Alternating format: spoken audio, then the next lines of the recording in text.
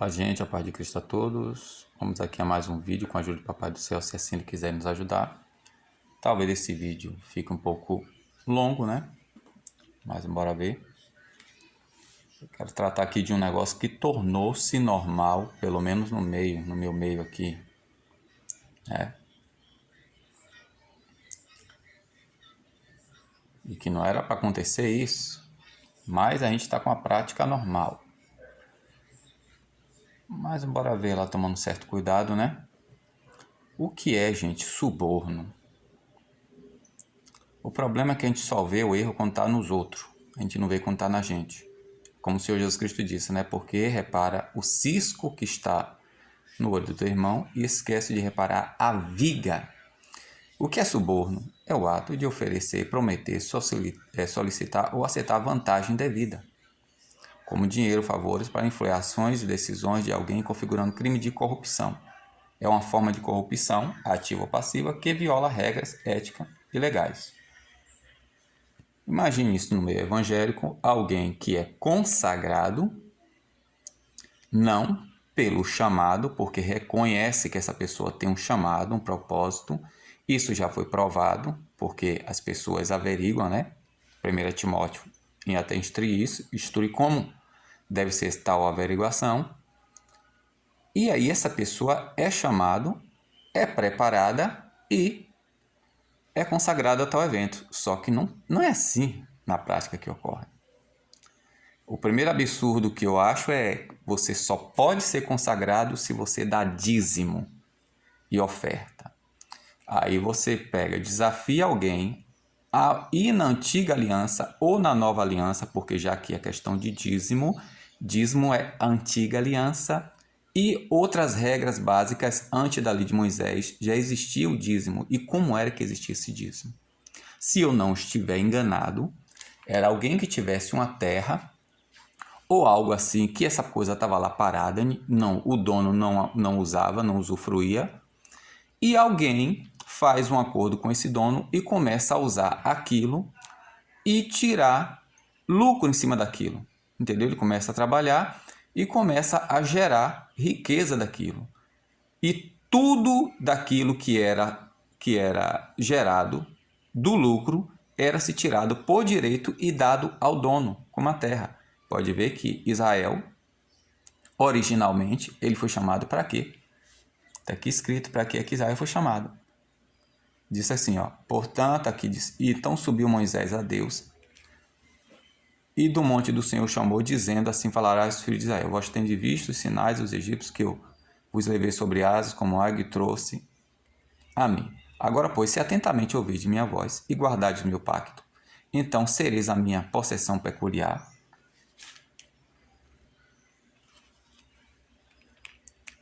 dentre todos os povos da terra, porque minha é toda a terra. Ó, minha é toda a terra. Minha é toda a terra. E vós sereis para mim um reino sacerdotal, nação santa. São estas palavras que falará aos filhos de Israel. Esse era o propósito inicial. Mas quando Moisés sobe para o monte, o que é que o povo faz? E com exceção da tribo de Levi, é só ler. O problema é que a gente não lê. Nós temos uma cultura à ignorância e temos inveja e repúdio de quem estuda. Isso já é desde a escola, gente.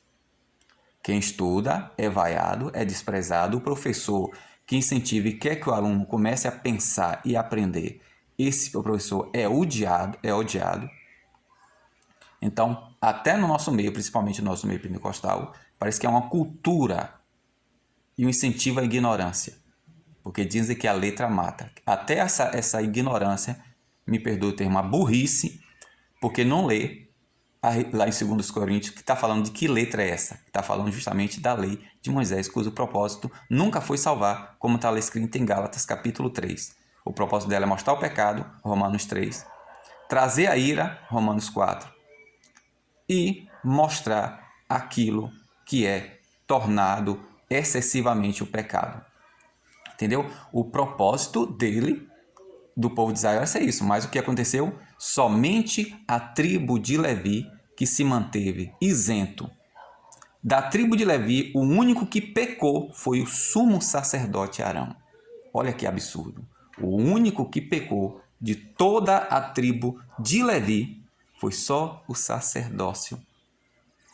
O sumo sacerdote.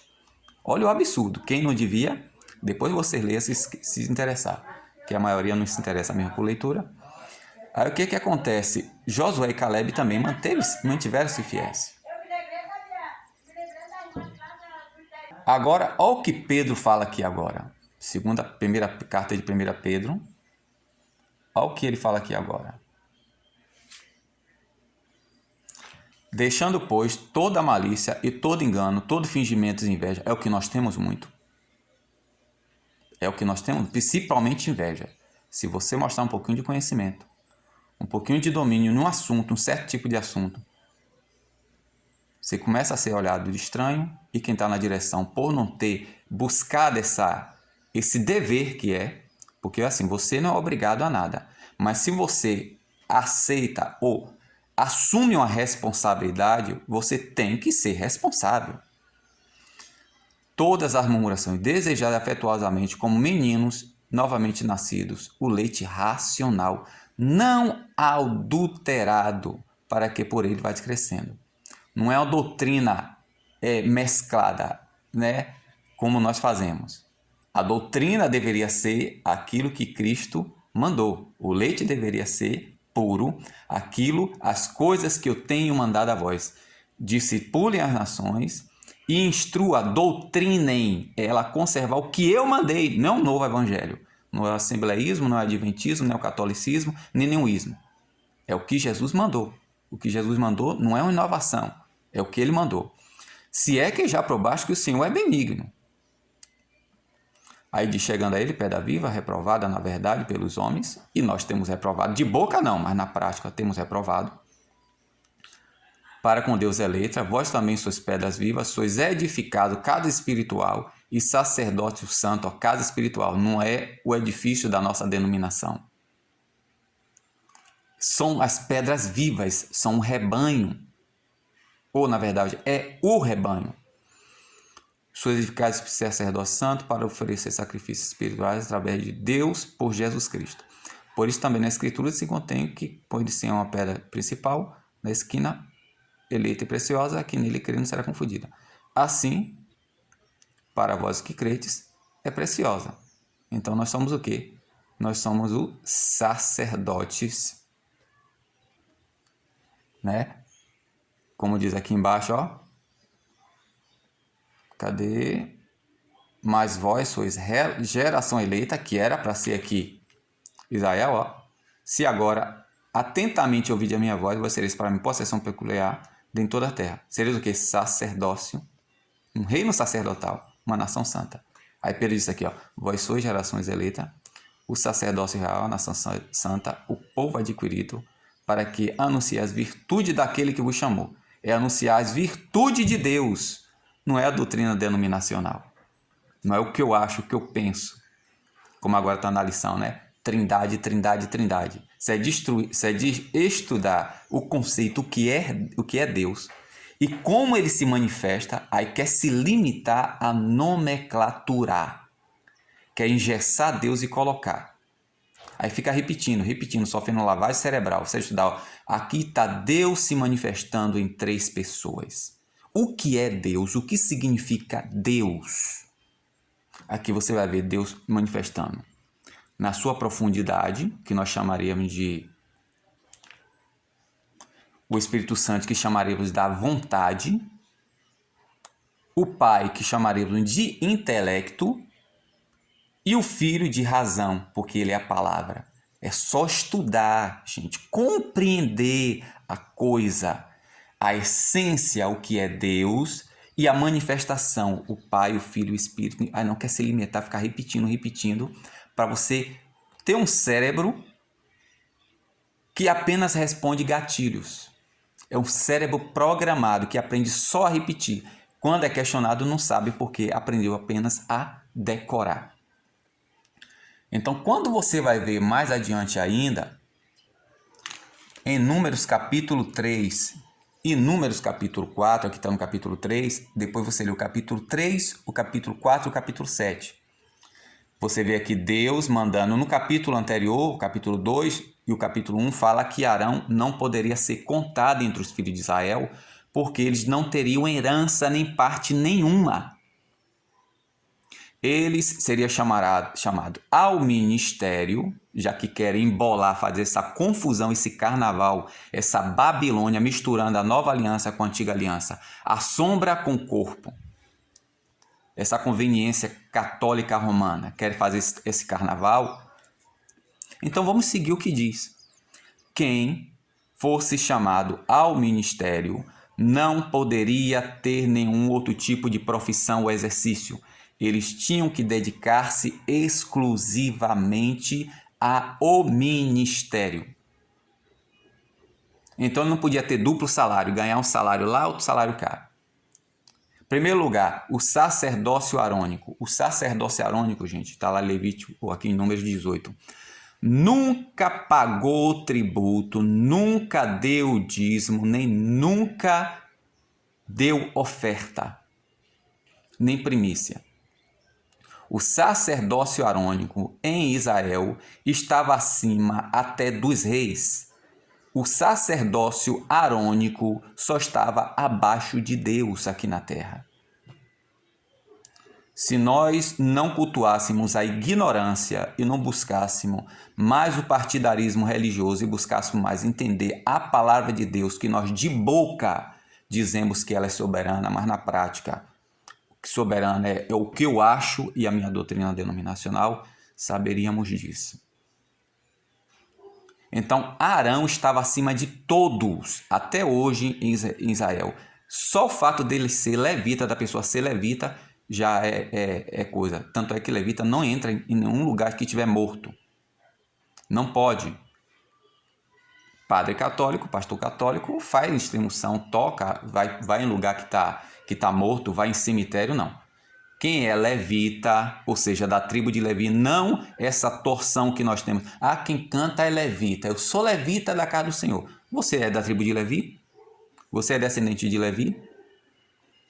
Então, os levitas, sacerdotes arônicos, eles nunca pagou nada em Israel. Eles eram completamente isentos. Se eles fossem chamados ao sacerdócio, não poderia ter outra função. Aí tem o baixo sacerdócio, que a nossa ignorância institucionalizada não nos deixa conhecer, que são os seus auxiliares. Números capítulo 2 aqui, os levitas não foram contados dentre os filhos de Israel como se ordenara. Assim fizeram os filhos de Israel e acamparam segundo seus estandartes. Estas, pois, era a geração de Arão e Moisés no dia que saiu da terra do Egito. Aqui no Números 3, 5, a gente tem que pegar, fazer o óbvio, gente, como Hebreus disse, Hebreus capítulo 5 e 1 Coríntios 3. Pelo tempo, gente, tanto tempo de crente, a pessoa tem que pegar e explicar o óbvio. Então disse a Moisés: faze chegar a tribo de Levi, põe diante de Arão, sacerdote, para que me sirva, e eles cumprirão o que é devido. Ele e toda a congregação diante da tenda da revelação, fazendo a parte do tabernáculo, cuidarão dos móveis, etc, etc. Aí dará, pois, o levita Arão e os seus filhos, todos serão dados como parte de Israel. Mas Arão e seus filhos ordenará que desempenhem o seu sacerdócio. Aqui depois você lê, que eu não posso falar muita coisa aqui, senão vai ficar maior do que deve o vídeo. Então os filhos de Arão também, os outros filhos de Levi também não eram contados entre os filhos de Israel. E eles eram os diáconos, que nós hoje chamamos de ministros, auxiliares, servidores, que é só você ler aqui o capítulo 3 e o capítulo 4 que você vai saber qual é a função dele. Tanto é que cá no capítulo 7, eles recebem o material necessário para ele exercer o seu ministério de acordo com a sua função. Está aqui, ó. Uns receberam, as tribos que receberam os carroças, eram aquelas que carregavam as coisas pesadas. E a tribo caatita, que aqui está como coate, tem versão que é coate e outras que são caates. Eles apenas receberam varais, não precisavam de carroças. Então, nome, já que quer usar esse carnaval, essa confusão, essa Babilônia, fazer que nem o catolicismo, né? Como toda seita gosta de misturar uma coisa com outra e dizer que é a vontade de Deus, mistura as suas ideias, a tradição, as conveniências e diz que é a palavra de Deus. Como quer usar essa confusão? Em primeiro lugar, quem é chamado por não quer tocar outra, quem é chamado ao ministério não pode ter outro trabalho além do ministério. Segundo, ele tem que ter o sustento necessário para a família dele.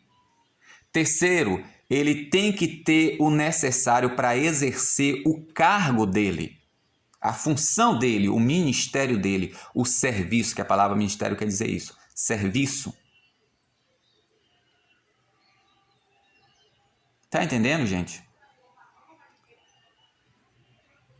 Outra coisa interessante, gente, nunca Arão, como eu falei, pagou dízimo ou tributo em Israel.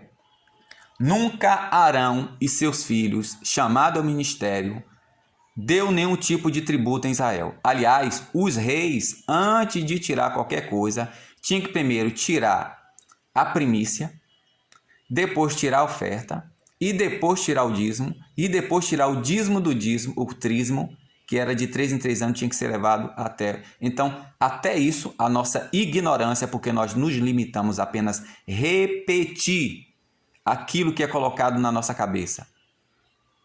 A gente não sabe, o nosso cérebro não processa, porque ele não foi programado para processar. São programados apenas para responder o que foi ali colocado, programado.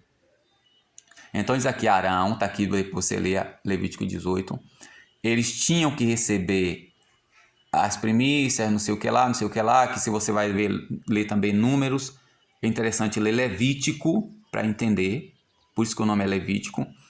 Aqui, todas as coisas aqui, das coisas santíssimas reservadas ao fogo serão tuas, e todas as ofertas, a saber, todas as ofertas de cereais, todas pelo pecado, oferta pela culpa, essas coisas serão para os teus filhos, coisas santíssimas, no lugar santo. E aqui vai dizendo tudo. Mas ninguém faz o dever de casa. É só fazer. Todo primogênito a que oferecerão ao Senhor, etc, etc, etc. Aqui vai. Arão, gente, nunca recebeu os seus filhos dízimo direto do povo. Arão e seus filhos nunca receberam dízimo direto do povo.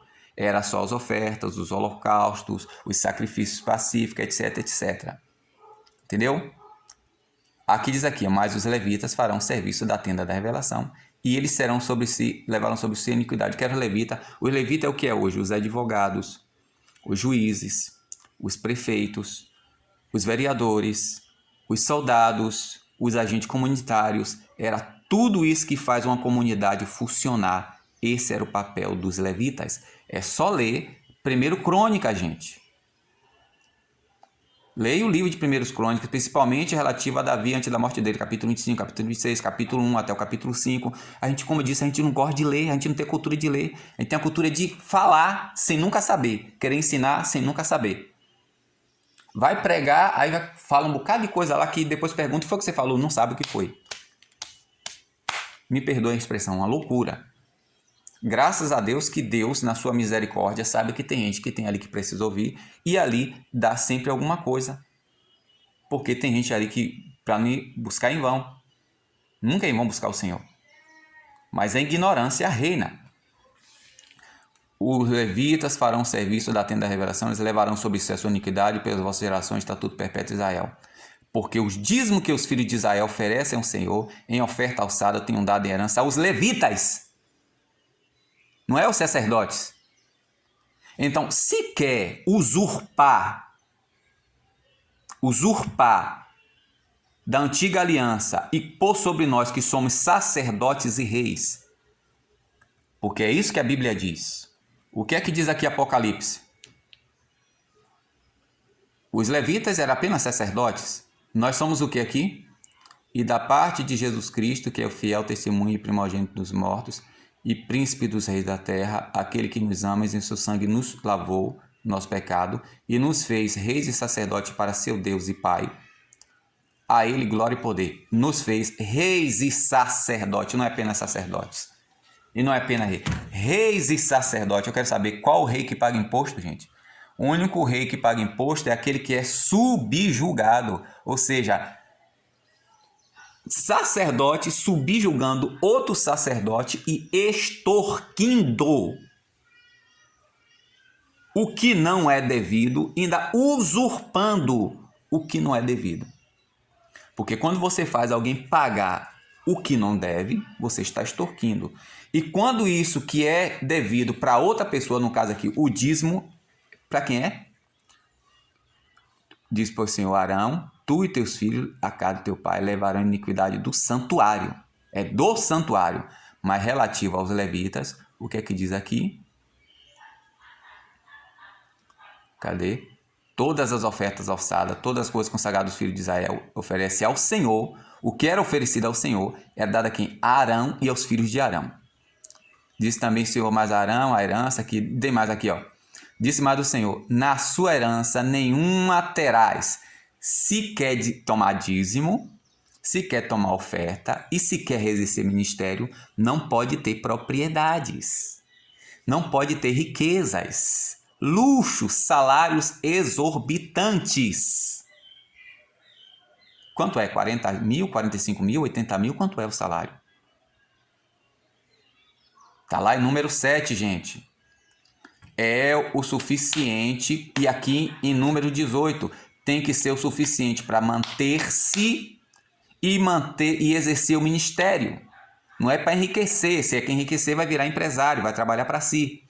Disse mais o Senhor, na sua terra herança nenhuma terás, e no meio deles nenhuma porção terás. Eu sou a tua porção e a tua herança, como Paulo disse lá. O amor, o dinheiro, antes de ele falar o amor, o dinheiro, o princípio de todo mal, diz o quê? Ter o suficiente para sobreviver. Se é que quer exercer o ministério, ninguém é obrigado. É só dizer não.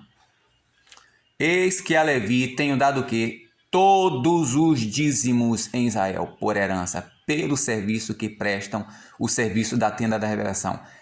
Eis que aos filhos de Levi tenho dado todos os dízimos.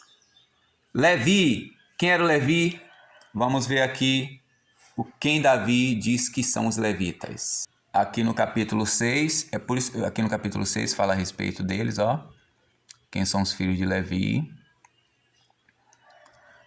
Depois leia, gente, todos esses livros que eu estou falando aqui, ó. O livro de Levítico todo, Números capítulo 2, o capítulo 1 até o capítulo 4, depois capítulo 7 e capítulo 18.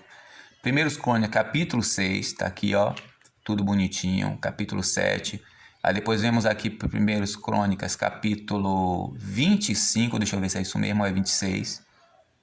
Davi juntamente com o exército. Aqui ele começa aqui, ó, a falar, determinar o que? Os cargos, remar, a sala. Aqui, gente, ó, quem era os levitas? Você vai ver aqui, ó, porteiros, cantores, né?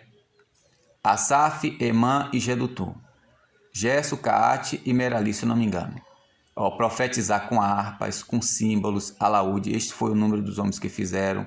Aqui Asaf. E depois você vai ver aqui todo mundo, quem era os porteiros. Por exemplo, por que Uzá morreu lá em 1 Crônicas aqui no capítulo 13, quando for colocar. E depois o que é que Davi fala no capítulo 15. Infelizmente não vai dar para continuar o vídeo aqui, que nesse horário já, né, 8h46, já começaram a ouvir a zoada aqui. Então se aprofundem, gente. Leiam. Não vai dar para continuar, que começou aqui a zoeira. A paz de Cristo.